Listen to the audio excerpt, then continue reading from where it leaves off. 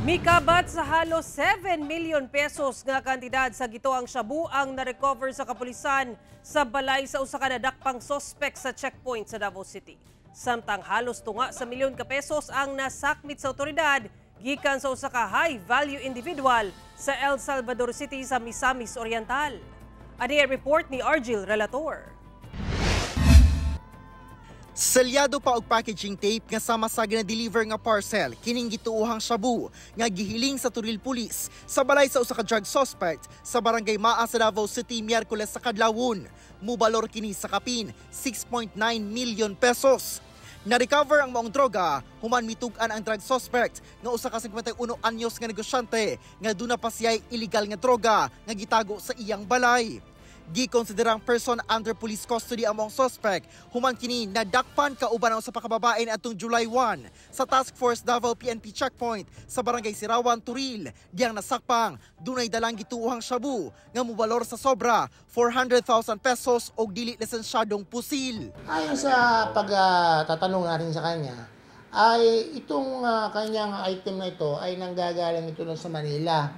Ito Cagayan. Sa Cagayan, pipikapin niya. So, ang gagawin niya, siya ang magdi-distribute dito sa Davao Region.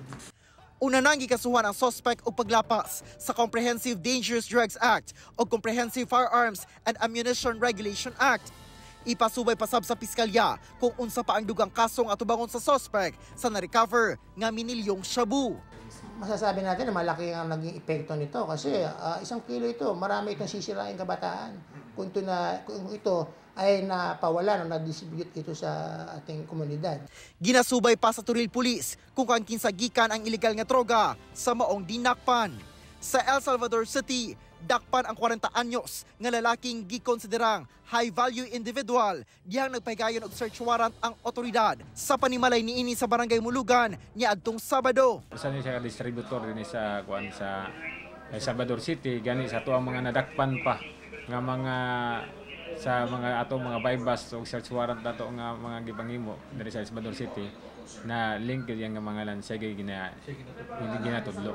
Ato sa pagrikisa, nakuha sa kapulisan ang mutimbang sa kapin 70 grams sa pakete sa gituohang shabu nga nagkantidad og 490,000 pesos ug ubang drug paraphernalia. Lakip ang kapin 89,000 pesos nga kwarta. Giangkon sa suspect nga tuig 2001 pa siya na maligya og shabu apan dili kuno iya ang tanan shabu nga nakuha sa ilang balay. Sa ako sir, tinuod pero nagidugang lang. Ang nasa ako sir is mga 25 gramo na. Pero katong uban wala no. Atong gipasaka sa atong arrested nga person sir. Section 6 sa drug den o kaning section 11 sa possession o sa section 12 sa paraphernalia sa 9165 sa under 9165. Kauban si Mature Awing sa kamera. Ako si Argil Relator para sa One Mindanao.